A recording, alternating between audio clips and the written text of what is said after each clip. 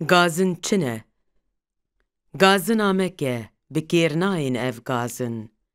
Çima tu nayê diber hev de em razin. Em her du ji hevin û hev dixwazin. Gerçi dijminê hov dirinde naxwazin.